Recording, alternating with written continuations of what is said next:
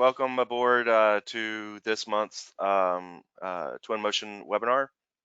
And today we're going to be talking about, the things that you typically see in the spring. Maybe some trees getting some foliage going on, maybe some weather changes, things of that nature. So this is going to be a very much a landscape heavy demonstration. So if that's something that interests you, absolutely, you're going to find a lot to like in this presentation. Um, I would say for the general audience, a lot of what goes on the outside will only enhance what goes on the rest of your buildings, because most buildings do have windows. So it's usually a good idea to have a good handle on both the exterior and interior, if that is sort of what your background is. So without further ado, let's move right on in.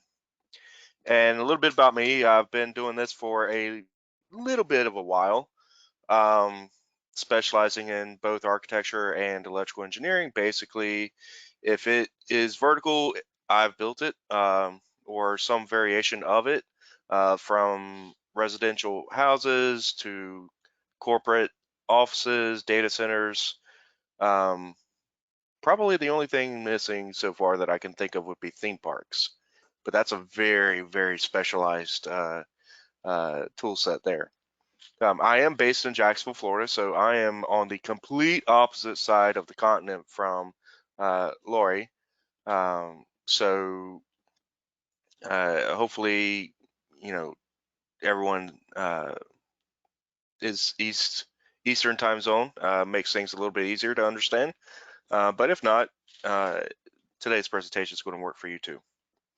A little bit of background on Twinmotion. It is a very, very, very high quality, for very low cost presentation software, specifically geared towards AEC professionals. Um, we may have all heard of the engine that is used to operate it, called Unreal Engine. It's made by a company called Epic Games. So in that name, you should get the idea, hey, I've probably seen this in a game or two. If you've ever heard of Fortnite, it's been used in Fortnite. In fact, that's one of the signature video games by Epic Games. Disney, Lucasfilm also uses the Unreal Engine for a lot of their cinematography. Mandalorian, Jungle Book, um, some of the latest Star Wars movies, stuff like that. They all are using the Unreal Engine. Twinmotion is sort of a stripped down version of that, that is made for ease of use by AEC professionals. So you can expect some very high quality images. We can do panoramas, standard videos. We can do 360 VRs, and of course one-click immersive VRs. We can also do this in unprecedented real time. I'll toss a tree in there and you'll see that tree show up fully rendered. No more having to wait a weekend. No more having to use cloud credits if that's something that you're doing with Autodesk products now. It is very, very easy to learn and use, and um, it's basically, once you get it set up, you're good to go, and start importing your assets into it, whether it's a SketchUp file, whether it's an ArchiCAD file, whether it's Revit, of course. But if it will need to be a 3D file. I've had some questions in the past, can it support DWGs? Nah, not really. You want to export at least to a DXF, but even then it's not liking those very much, but it is possible. And it has to do with the way the materials attach to the geometry. We'll see a little bit of that going forward. But we can also bring the scene to life with smart assets. Many of those are built into Twinmotion. There are many others that are coming down the pipeline, from ancillary sources, a company called Quixel Megascans being one of them, and then of course, you know, the things that come out of Unreal Marketplace, if you've ever dove into there. So speaking of diving in, we're just going to go ahead and real quickly do that with the Twinmotion interface. Now, in this particular file, I've already set up a couple things. I've dragged a landscape file out of Revit. Actually, it's a Revit topo file that I imported as a landscape, and these are a little bit different. So if you go to your imports in Twinmotion 2021, which is what I'm using today, the latest and greatest version of it, you'll have the ability to bring in your geometry as you always have, and that's where, you know, your buildings and your hardscapes and things of that nature typically are going to be coming from. You can also import via direct link if you're using Revit currently. I don't believe that the add-ons for the direct link are yet available for the other softwares, but there are some coming down the pipeline. But Revit's already got them, and you could do a direct link with Revit, um, and it's got certain improvements on there, which I've actually addressed in a blog post. If you want to go to our website about what's new in 2021. For our purposes, we're going to take a look at the landscape. All right, when you import a landscape, typically you want those to be topos, of course, and then you'll be able to choose your file and then choose your amplitude and whether or not you want it to be kind of smooth a little bit. Revit topos tend to be very triangular, we'll say. So you can kind of start to smooth that down a little bit. And so, you know, just say okay, and then it'll go ahead and load it in. Now, these landscapes are a little bit different than your normal geometry because when you click on these, you have the ability to sculpt or paint that terrain. And you can see here that I've already done a little bit of sculpting on this terrain to get this sort of little channel here.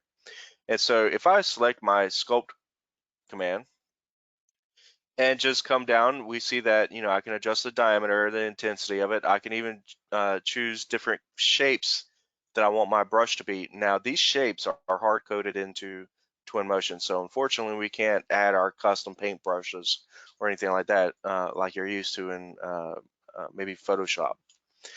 But we do get a few options here, and then we've got some options on exactly what we want it to do. In my case, maybe I want it to dig a little bit. And so in this case, I can lower that terrain and start to dig a little channel here. All right, easy peasy, right? Of course, if I want it to raise, I can raise it, change it to maybe something a little bit different, maybe bump up the intensity some, and we start to see that terrain adjusting, right? So that's one option there. Another option is the ability to paint the terrain. Now, with this, we're basically given the ability to paint paths or change materials on the terrain itself. And so here we see that we've got four sort of materials that are tied to different heights that are mapped into the topo itself. So as you can see, I've got this ground plant material, which is actually, scroll all the way down here, it's one of the out-of-box materials. It's set to this particular height map. And then I've actually got forest ground, which is a user created material that I've set to this specific set of height. And so now we can kind of see we got a little bit of embankment available to us. Now, if I wanted to paint a path or something to this little embankment, maybe I wanted to be part of the forest ground. Again, all I got to do is take my paintbrush and now I can paint that path right to it. All right. And I could just as easily make this cracked wet ground or maybe wet mud. and just that easily, we're changing the materials. And so again, I can adjust the scale, the opacity, all that kind of good stuff to it. Adjust the paintbrush that I use. Um, Real simple, easy to use tools. Everything that you're using is happening in real time with this. We notice that our ground texture map looks a little funky, so we're going to actually add some fluff to it. And part of that you can kind of see here in the distance where I've got some trees. I've already used a couple tools that I'm getting ready to show you guys to produce that nice little sort of forested background there. And so next up will be, that's if we select on the terrain itself, we've got the ability to paint and sculpt it. If we come back and go into our, we'll go into context. Here we'll see vegetation paint and vegetation scatter, and those are the two big things that we're going to be paying attention to on this section of the tool set. So vegetation paint, simply select on the paint brush there, and then here it's going to default to the trees folder, but you can have it paint whatever kind of landscapes and stuff that you want. So for instance, maybe I want to, I'll go ahead and do some of the trees and show you guys what we've got going on here. Maybe I'll do a couple of those, maybe a couple of those, maybe one of those, maybe a Buckeye for my Ohio fans, and Ginkgo because I need the memory. All right, so basically I've got a selection of trees going on here, and I can select individual ones of those trees and adjust the density. So basically, how close together are these things going to be, as you can kind of gather from that little graphic there. I can also go into settings and adjust the ages of the trees individually. And I say individually by means of within this painting that I'm getting ready to do by that species that I've selected. So basically in this case, all of the American linden trees will be at about half its age's height. I'm going to turn on grow, and you're going to see why by the end of the presentation. One of the couple of the new features is the ability to change the tint of the leaves. So sometimes we don't want them to be all the same color. And so here we can go in and start to change those on individual plants. Now, of course, this being painted in, it's not necessarily going to be individual plants, but we can, say all of the American linden trees, we'll change it to, I don't know, something a little bit darker green or something. Bark, I tend to use the native bark tinting. And then, of course, auto season and wind on. And again, there's reasons for those that I'll get into later. But just like that, we've got our selection, and I can select all of them that I want to choose and include in this painting. And so maybe I bump up the diameter of this little dome here, and this little dome is going to act as my paintbrush. So just like that, you're seeing a nice little forest being planted. Okay.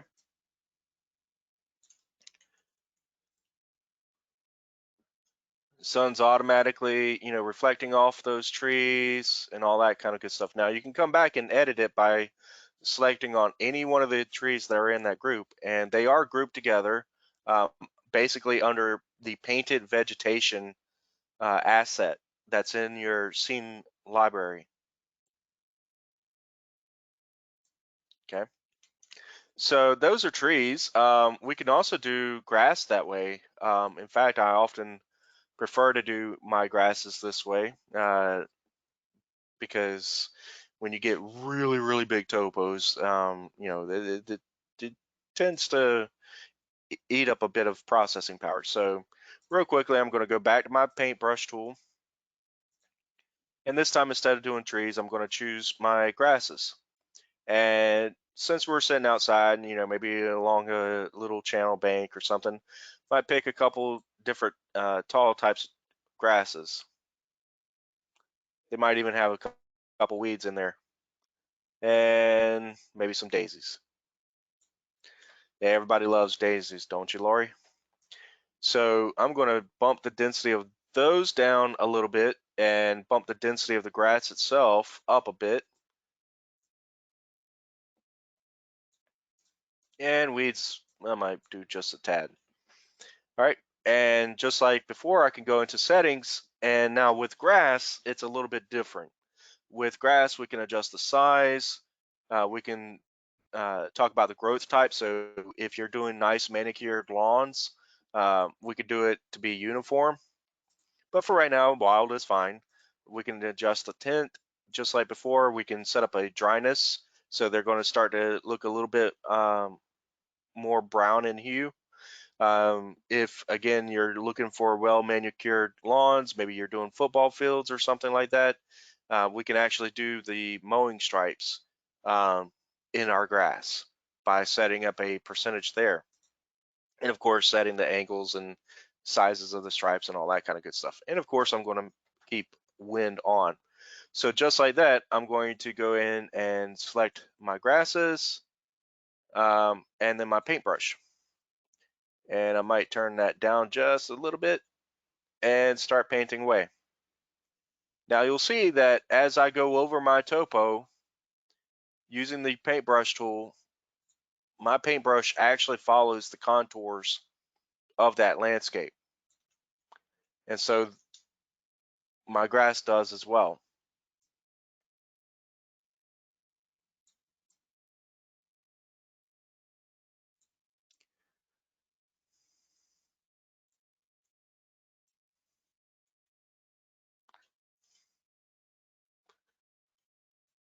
And that's what it looks like. Nice field of grass blowing in the wind. Okay. With a couple of daisies here and there.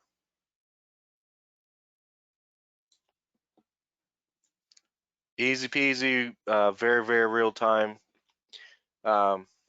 Really nice to go that way. But just because we painted some of this stuff on, we can also come in and scatter kind of randomly across different surfaces. So, maybe you've got as part of your file sort of a flat planting bed or something.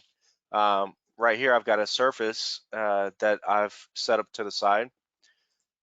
And we can actually, kind of treat that as a separate planting bed. So I'm going to go back to that tool as before, only this time instead of paint, I'm going to choose scatter.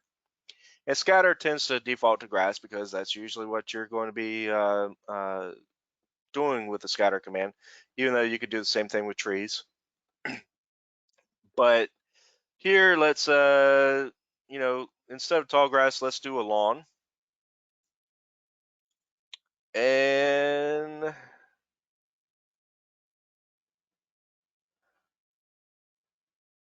yeah, I guess I'll just keep it as that one, except this time, maybe I've got a couple of scabiouses popping up here and there. So I'm going to turn the size of those down. On my lawn, I'm going to turn the stripes way up and maybe even the size a little bit up and maybe a little bit of dryness just so that there's a little bit of randomness to the hues of the individual grass blades. So here I'm going to select both of them again, and instead of being able to pick a diameter like I could with a paintbrush, I'm going to pick my scatter tool and just click on that surface that I'm trying to apply this stuff to. And just like that, I've got a lawn with a bunch of scabiouses in there, but maybe I need to reduce that, or maybe I delete them all together and I'm left back with just the lawn. And the more that you select on that, where was that? There we are. The more that you select on the scatter tool, the thicker it's going to get. And eventually you'll get enough thickness that you start to see those mowing lines that I mentioned earlier with the stripes.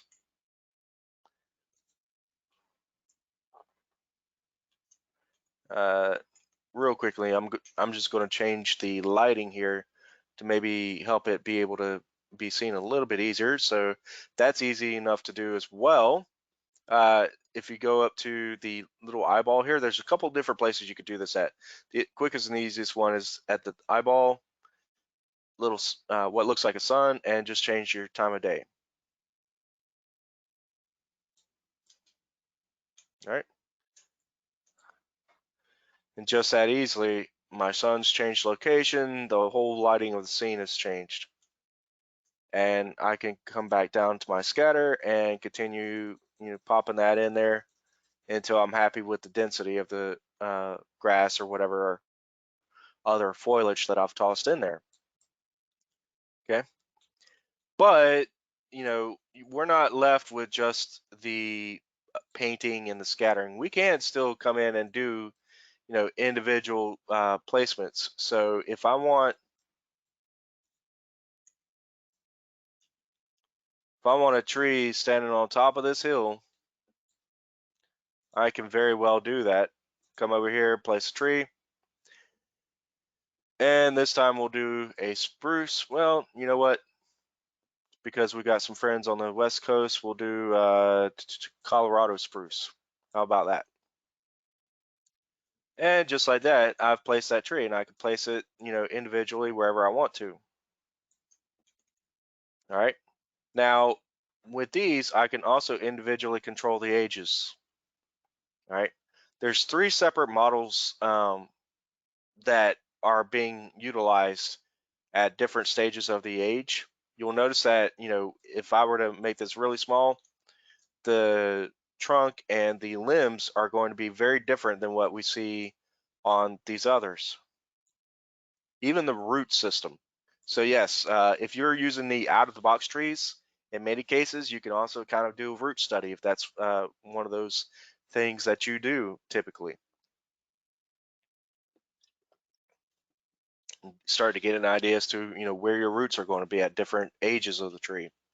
So as you can see here, we've got very different trunks, very different leaves on the foliages at different ages. We can also, again, turn the growth off, and so it kind of goes to exactly the age that you've set for it there. So it's not going to grow any whenever we do some of the other things in the scene. We can adjust the tint of the leaves. For if for whatever reason you want some blue leaves, we can add a blue tint to those leaves. And what this does is that allows us to have even more variety than the 100 and I believe it's 140 something different foliage assets that we get out of the box with Twinmotion. Gives you a little bit more variety. Again, you can adjust the leaves tint, bark tint as well for more added variety. And so, as we're placing these things, I would be absolutely remiss if I did not mention that we've got a bunch of Quicksilver Megascans assets coming in at the 2021 release. Basically, all those things that you guys might have used to do on previous releases, if you've been using Twinmotion for a little while, that painstaking process to bring in Quicksilver Megascans into your Twinmotion file is largely automated now. And I say largely because there are some limitations, and I'll talk to them in a minute, but you may be raising your hand and saying, hey, Keniston, what in the heck is Quicksilver Megascans? Quicksilver Megascans is the largest library of 3D digital assets of its kind ever. It's gotten over 25,000 assets, I believe, and that includes 3D geometry and materials. Um, and again, it's used in filmmaking, it's used in games, and now it's used in AEC visualization as well. But some of those assets have a direct link with the Quixel website, and they could be, building parts, pieces. They could be food items if you're doing, restaurants and stuff like that. We've already got all that stuff in there, industrial stuff, whole bunch of good stuff. One asset that is not in this particular library as of yet, that I've actually gone ahead and turned into a user created asset is one of these cactuses. All right, I believe I grabbed this particular one.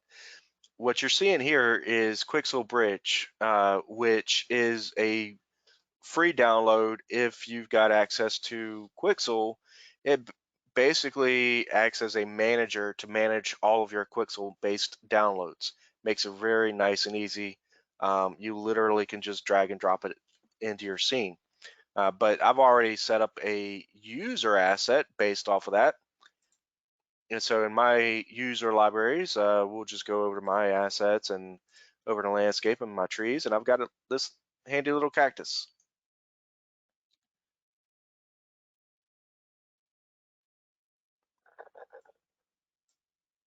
And apparently tossed it way, way out there and on its side, which can happen sometimes, in which case I can always come into my transform and adjust my rotation here. So Z and Z. All right, so we're going to do a 90 maybe. And just like that, we've got a nice little cactus sitting on here, and I can even scale that up. Now, when you're using user created assets, even if they're coming out of the Quicksilver Bridge, and that's not included in the Quixel hard link, we'll say. This little Quixel hard link. If you're using any of these extra assets, they do not have all the same intelligence as the out of the box stuff. For instance, if I'm going to scale this, I'm going to, make it bigger, I'm going to have to scale it in all three directions.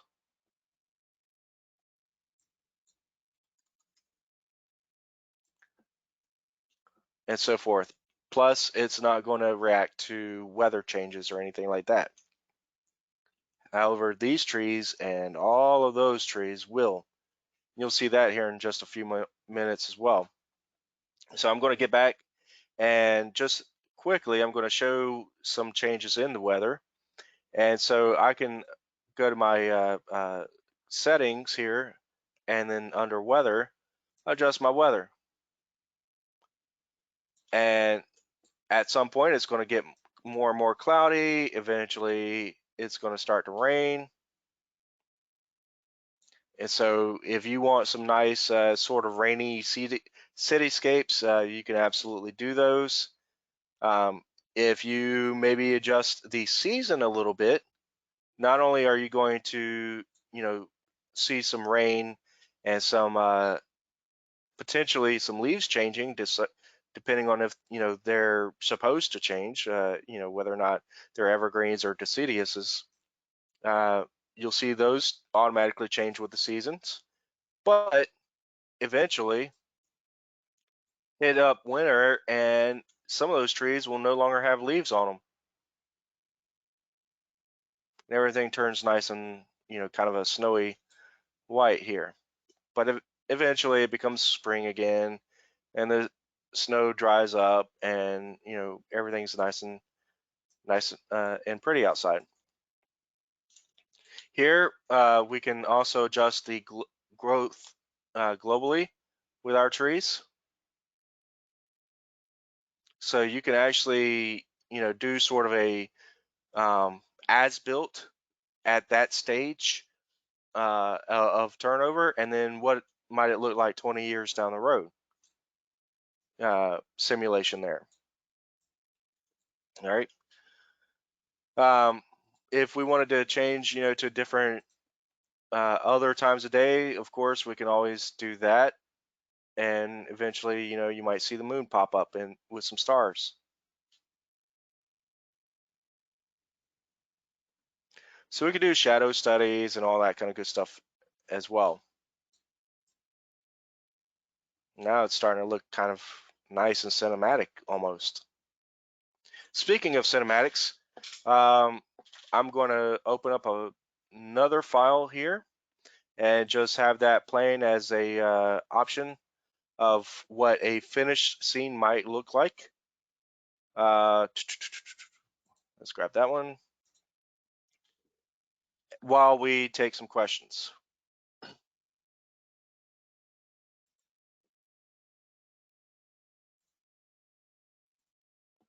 Lori, any questions? Can you hear me okay? Yes. Okay, I don't see anything in here now. I know we've got quite a few people on the line. If anybody wants to go ahead and type a question, the other thing I can do is I can look at the attendees, and if people raise their hand, I can possibly unmute.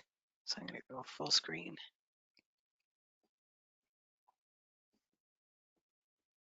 Okay, so I don't see anything coming in now. If you want to keep going, and if there is a question that comes in, I can stop you. If that's okay. Well, I mean, that was really the biggest parts of what I wanted to show for this particular presentation today. Okay. I have to tell you that sitting here watching it, I think this is so cool. I'm going to cancel that out of the recording. I am not going to put that in the recording. Okay, so if the presentation is finished, where do we go now, do you think? People can reach out. So if you wanted to carry this further, really think about what does Twinmotion mean for you guys. Again, you're going to be able to produce very, very nice visualizations in-house, from still images to videos to panoramas to VR presentations, to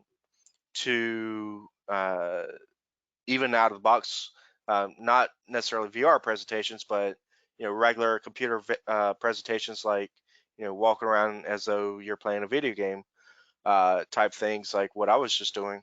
You'll be able to do that in-house. You're not going to have to ship it off to some third party anymore. You're not necessarily even going to have to hire someone that specializes in a specific software to do this. Any one of your employees can do these kinds of renderings. It's very quick and easy to learn, and very quick and easy to get up and running with your assets and so forth for a project. You don't need you don't need a dedicated render farm, which is typically what we've had to do in the past.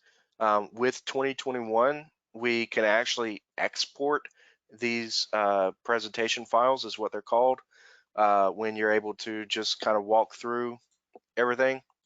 So I'm going to stop this real quick and just kind of walk through.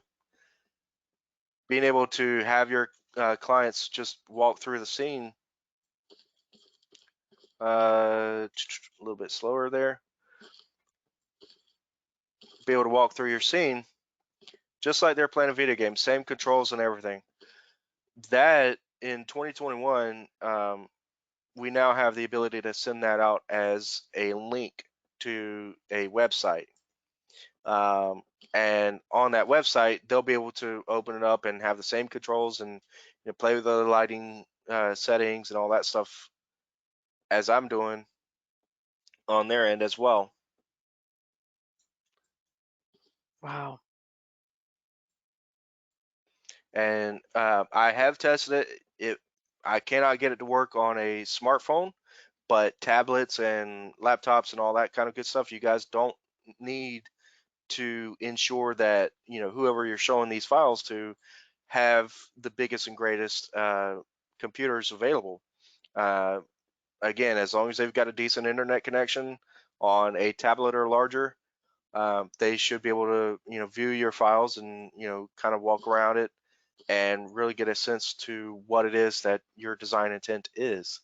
Um, so that's a very, very, very big upgrade that they brought in for 2021. Let me see what else. Yeah, system requirements. Speaking of which, if you are going to be producing these files, there are some minimum specs, and yes, because it is a high-end software, you're going to be looking for something relatively higher end on your machines. I recommend actually think of solid gaming machines because you are using a gaming engine. If you're using Autodesk products now, and you're used to speccing according to Autodesk products, I would say take a look at the Maya software as a bare minimum. And if Maya can run it, you're probably going to be okay on Twinmotion. If it talks about requiring Quadro graphic cards, you can very often do just as well for a fraction of the price getting a gaming graphics card. In fact, mine is the 3090 gaming graphics card that you're seeing here. Right. That's usually one of the big questions that tends to come up. If you're wanting to find out more, however, um, actually that's, yeah, free, still free upgrades. So as if you've already purchased Twinmotion, then you should already have access to 2021 um, that release. Any other releases such as the 0.1, 0.2s, and so forth, you'll get free updates on those up until December of this year. It's also, if you purchase it, it's also going to come with a free subscription to Quixel Megascans. Again, everything in there you'll be able to utilize.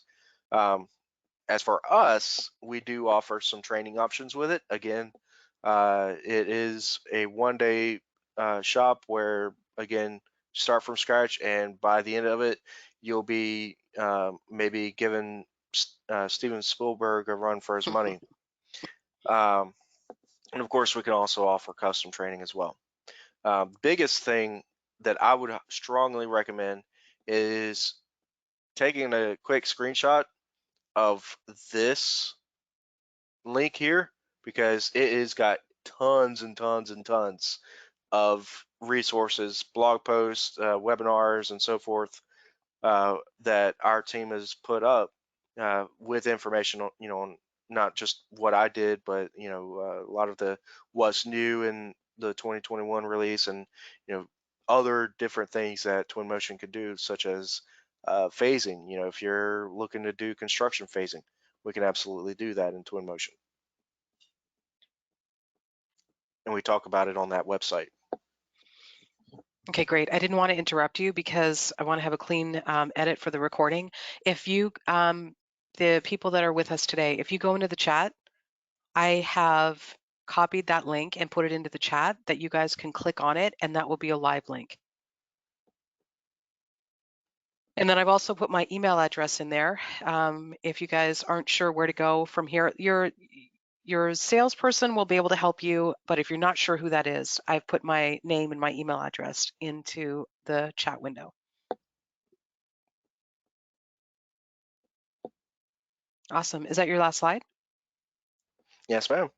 That's so great. Thank you. I love when you guys do these things because you as soon as you get past who you are and then you go into the platform, you can tell how much fun you guys have, and it's fun to watch. So thank you, Keniston, for joining us today. And thank you, everybody. I know that we've got a lot of people that are still on. Hopefully you guys have access to that link. Again, you do know that today's recording has, I need to clean up the editing of it, and then you'll get a copy of this through your email. If you want this link before you actually get the email, you're going to find it in the Resource Center. So with that, I say stay well and stay safe, everyone. Have a good day.